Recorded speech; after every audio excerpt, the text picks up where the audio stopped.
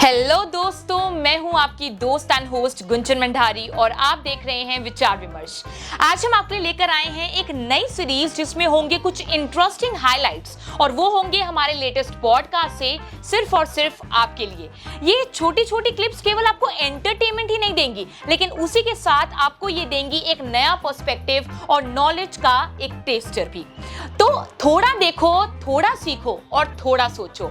और अगर आपको ये हमारे शॉर्ट हाइलाइट पसंद आते हैं, जो कि हम यकीन के साथ कह सकते हैं कि आपको आएंगे ही, तो YouTube पर हमारा फुल पॉडकास्ट देखना मत भूलिए और हमारे साथ इस ज्ञान की जर्नी में जुड़ जाइए। तो चलिए बिना किसी देरी की शुरुआत करते हैं। आप जाकर हाइलाइट्स देखिए और नॉलेज बेंच शुरू करिए। क्या आप मानते हैं कि मुस्लिम कम्युनिटी सेफ फील नहीं करती है being on the side of BJP?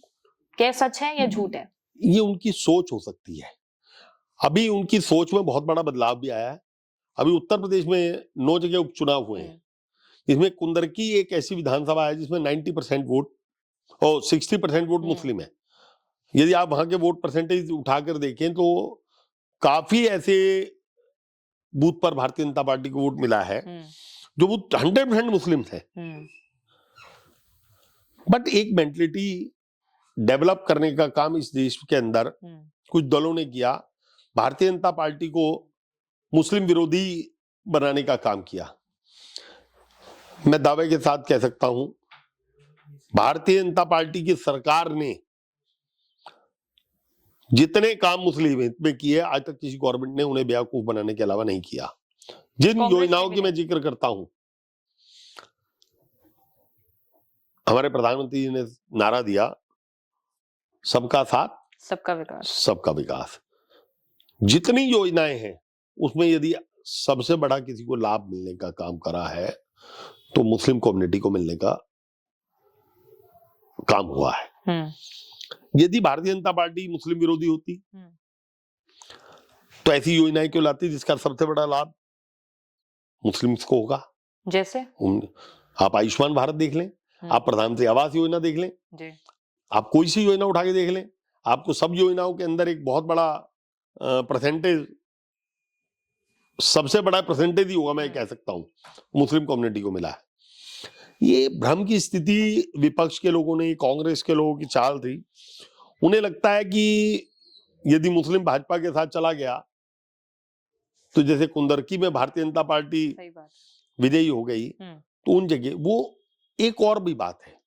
हमारे आज अल्पसंख्यक मोर्चे के राष्ट्रीय अध्यक्ष आए हुए थे। उन्होंने अपने भाषण में एक बात कही, उनके क्षेत्रीय अध्यक्ष ने भाषण में बात कही, मुस्लिम कम्युनिटी अभी भी बहुत ज्यादा पढ़ी लिखी नहीं है। मैं अनपढ़ शब्द नहीं यूज करूंगा, बहुत ज्यादा पढ़ी लिखी नहीं है।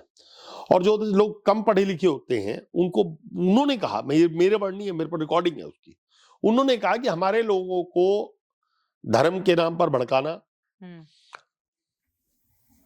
सारे फैक्ट्स ना बताकर केवल धार्मिक आधार पर बहलाना फुसलाना ज्यादा आसान है। इसलिए मुस्लिम्स आज भी भारतीय जनता पार्टी को समझ नहीं पाए।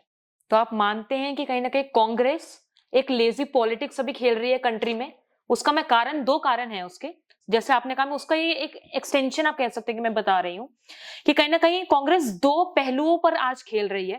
पहला ये कि जो मुस्लिम्स हैं उनको वो ये कहती है कि हिंदूज आपके अगेंस्ट हैं।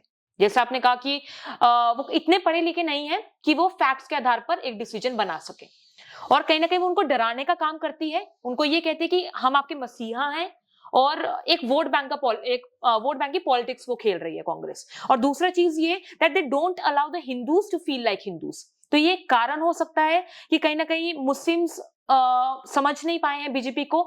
क्या ये कारण आप मानते हैं? बिल्कुल सही बात है। कांग्रेस ने हमेशा एक नेगेटिव इम्पैक्ट डालकर राजनीति करने का काम किया। एक ऐसा नैरेटिव बनाया कांग्रेस ने हमेशा, जिसका एक ताजा उदाहरण अब की ओर का लोकसभा चुनाव भी है। वो मुस्लिम्स का उदाहरण नहीं था, मैं आपको बताना चाहता हूं। वो कांग्रेस ने एक संविधान बचाओ का नारा दिया।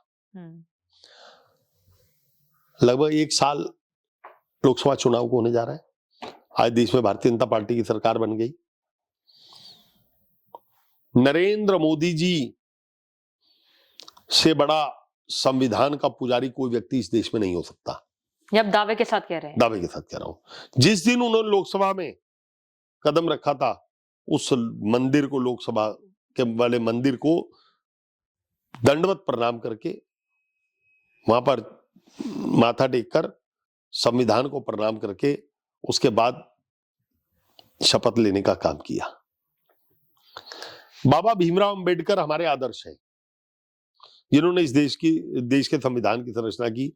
इतना बड़ा नैरेटिव कांग्रेस ने नेगेटिविटी फैलाने का काम किया इस लोकसभा चुनाव से कि यदि नरेंद्र मोदी जी आएंगे तो देश का संविधान बदल देंगे। कि उन्होंने कहा? कांग्रेस ने कहा, कांग्रेस ने ये कहा। क्या ये गलत है? 100%। यदि नरेंद्र मोदी जी 5 साल 10 साल पहले नहीं संविधान बदल रहे थे, तो आज कैसे बदल देंगे? आज कैसे बदल देंगे? और कांग्रेस ने हमेशा मुस्लिमों को बहलाने का काम किया। कांग्रेस ने हमेशा उस तुष्टीकरण की राजनीति को करा जिससे उनकी भावनाएं भड़के और भारतीय जनता पार्टी के और हिंदुओं के खिलाफ रहे। ये सब काम कांग्रेस ने किया, जिसका आज देश को एक बहुत बड़ा दुष्परिणाम सहना पड़ा। देश के अंदर 70 वर्षों के अंदर यदि मुस्लिमों के जीवन के अंदर कोई बदलाव नहीं आ पाया, उसका जिम्मेदार यदि कोई पार्टी है तो कांग्रेस पार्टी है। कभी उन्होंने उनके लिए उच्च तकनीक की शिक्षा का प्रबंध नहीं किया, कभी उनके लिए ऐसी योजनाएं नहीं लाई। यदि कांग्रेस मुस्लिम हितैषी थी तो कांग्रेस को 70 साल मिले, वो मुस्लिमों का पूरा जीवन स्तर बदल सकती थी, उन्हें ऐसी योजनाएं दे सकती थी जिससे उनको लाभ होता, उनको एक ऐसा इंफ्रास्ट्रक्चर दे सकती थी कि जिससे उनका डेवलपमेंट होता, एक ऐसी पढ़ाई का तंत्र दे सकती थी। क्या मदरसे को ही डेवलप करना एक व्यक्ति के जीवन का विकास हो सकता है? नहीं। यदि वो उच्च संस्थान में पढ़ेगा, टेक्निकल शिक्षा लेगा, तब उसके जीवन स्तर बढ़ेगा, तब उसकी सोच बदलेगी, तब उस व्यक्ति में बदलाव आएगा। मैं मदरसे के खिलाफ नहीं हूं।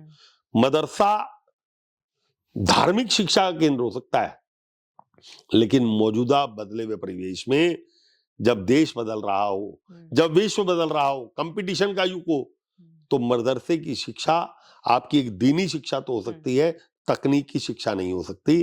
तो कांग्रेस ने इतना बड़ा मुस्लिमों के साथ विश्वासघात करने का काम किया, उनको बहला कर उनके पिछड़ने का सबसे बड़ा कोई कारण है तो वो कांग्रेस पार्टी है।